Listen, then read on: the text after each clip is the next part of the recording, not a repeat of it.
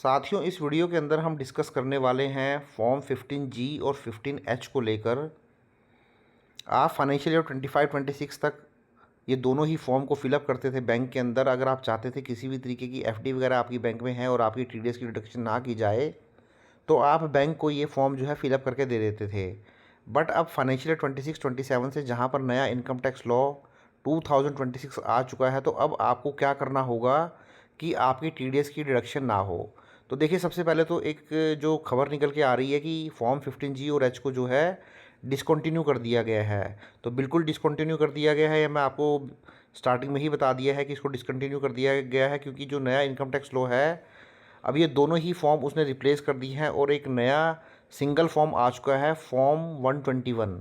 तो अब ये जो फॉर्म 121 है, आपको इसको ही फिलअप करना होगा अगर आप चाहते हैं आपकी बैंक जो है एफडी की आपकी कोई इनकम है और उसके ऊपर टीडीएस की डिडक्शन ना करे। तो आगे भी हम और कुछ चीज़ें देखते हैं ताकि आपको ज़्यादा क्लैरिटी मिलेगी।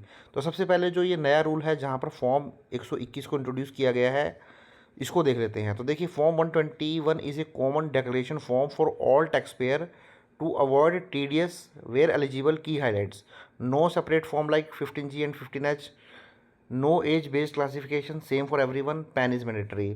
तो पहले क्या होता था कि अगर आप एक सीनियर सिटीजन है तो आपके लिए फॉर्म 15H यूज़ होता था। वहीं अगर आप एक नॉन सीनियर सिटीजन है, मींस आपकी एज अगर 60 ईयर से कम है, तो आपको फॉर्म 15G जो है वो फाइल करना होता है बैंक के अंदर, ताकि बैंक किसी भी तरीके की टीडीएस की डिडक्शन अब ना करे।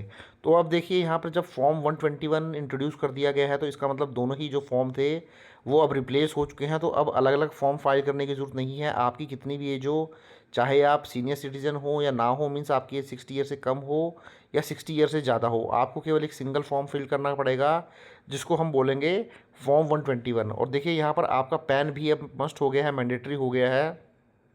उसके अलावा ये जैसे पहले आप हर फाइनेंशियल ईयर में फिलअप करते थे, इसमें कोई चेंज नहीं है। अभी भी आप हर एक फाइनेंशियल ईयर में इसको फिलअप करेंगे और जो टीडीएस होगा वो एडजस्ट ही हो जाएगा ऑन एक्चुअल इनकम डिटेल्स। अब यहाँ पर आपको अपनी इनकम डिटेल्स भी बैंक में देनी होगी। पहले भी आपको देनी पड़ती थी, ऐसा नहीं है कि नहीं देनी पड़ती थी। बट यहाँ पर कुछ कंप्लाइंसेस को लेकर, कुछ फॉर्म को लेकर जो है चेंजेस किए गए हैं, बाकी ज़्यादा बदलाव नहीं किए गए हैं। अगर मैं सिंपल सी भाषा में अगर बात करूँ, पहले जो है 60 ईयर से कम 15G फॉर्म फाइल करना पड़ता था, अगर ये 60 ईयर से ज़्यादा है 15H। अब केवल सिंगल फॉर्म आ चुका है जिसको हम बोलेंगे फॉर्म 121, और ये केवल इंडिविजुअल्स के केसेस में ही अप्लीकेबल होता है। तो फर्दर एक क्वेश्चन उठता है, when can you use form 121। तो आप फॉर्म 121 यूज़ कर सकते हैं अगर आपकी टोटल इनकम जो है वो बेसिक एग्जम्पशन लिमिट से कम है। तो बेसिक एग्जम्पशन लिमिट क्या है? देखिए, ओल्ड टैक्स रिजीम में आप जाएंगे तो 2.5 लाख रुपए की बेसिक एग्जम्पशन लिमिट है अगर आपकी एज 60 ईयर से कम है। अगर आपकी एज 60 ईयर से ज़्यादा है तो उस केस में जो बेसिक एग्जम्पशन लिमिट है वो 3 लाख रुपये है। अगर आप एक सुपर सीनियर सिटीजन है, आपकी एज 80 ईयर या उससे प्लस है, तो फिर ये 5 लाख रुपए की हो जाती है बेसिक एग्जम्पशन लिमिट। वहीं अगर आप न्यू टैक्स रिजीम में अपनी आईटीआर को फाइल करना चाहते हैं, तो वहाँ पर जो बेसिक एग्जम्पशन लिमिट है वो 4 लाख रुपीज़ की है। तो आप ये मान के चलें, अगर आप एक सीनियर सिटीजन है या नॉन सीनियर सिटीजन है, मींस आप अगर 80 ईयर से कम है, तो आपके लिए जो बेसिक एग्जम्पशन लिमिट एप्लीकेबल होगी वो 4 लाख रुपीज़ की हो जाएगी, क्योंकि न्यू टैक्स रिजीम के अंदर ऐसा कोई भी डिफ्रेंशिएट नहीं है सीनियर सिटीजन में और नॉन सीनियर सिटीजन में। तो दोनों ही केसेस में आप 4 लाख की बेसिक एग्जम्पशन लिमिट जो है ले लेंगे। वहीं सुपर सीनियर सिटीजन है तो उनके केस में 80 ईयर्स हो जाएगी, बट वहाँ पर कुछ डिफरेंट रूल्स भी एप्लीकेबल होते हैं, वो मैं किसी और वीडियो में बताऊँगा।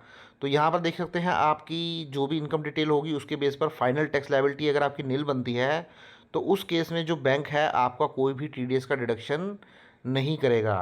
तो अब आपको टीडीएस को अवॉइड करने के लिए क्या करना है? फॉर्म 121 आप बिगिनिंग ऑफ द ईयर में ही फाइल कर देंगे, तो जितना जल्दी हो सके आप बैंक के अंदर फॉर्म 121 फाइल कर दें। पैन आपका अपडेटेड और लिंक होना चाहिए। आपको अब यहाँ पर देखिए, जो भी आपकी एस्टिमेटेड इनकम है, कोशिश होगी कि ज़्यादा से ज़्यादा एस्टिमेटेड इनकम करेक्ट हो, वो आप बैंक में दें। और उस केस में फिर बैंक में अगर आपकी कोई एफडी वगैरह उस पर टीडीएस कटना होगा, तो बैंक, क्योंकि आपकी इनकम बेसिक इनकम लिमिट से ज़्यादा नहीं होगी, तो बैंक आपका टीडीएस को डिडक्ट नहीं करेगा। तो ये देखिए साथ ही कुछ नए आप बोल सकते हैं फॉर्म जो हैं वो आ गए हैं, जिसने फॉर्म 15G एंड 15H को रिप्लेस कर दिया गया है। बाकी सारे कंप्लाइंसेस वैसे ही रहेंगे। पहले भी आपका जो है बैंक टीडीएस नहीं काटता था, क्योंकि आपकी income basic exemption limit cross नहीं करती थी। आज भी आपका बैंक जो है वो टीडीएस नहीं डिडक्ट करेगा, क्योंकि आपकी इनकम बेसिक एग्जम्पशन लिमिट से ज़्यादा नहीं है। तो ये थे साथियों चेंजेस इन चेंजेस को आई होप आपको समझ आए होंगे। अगर अभी भी कुछ आपको डाउट लगता है तो आप मुझे कमेंट कर सकते हैं। Thank you very much.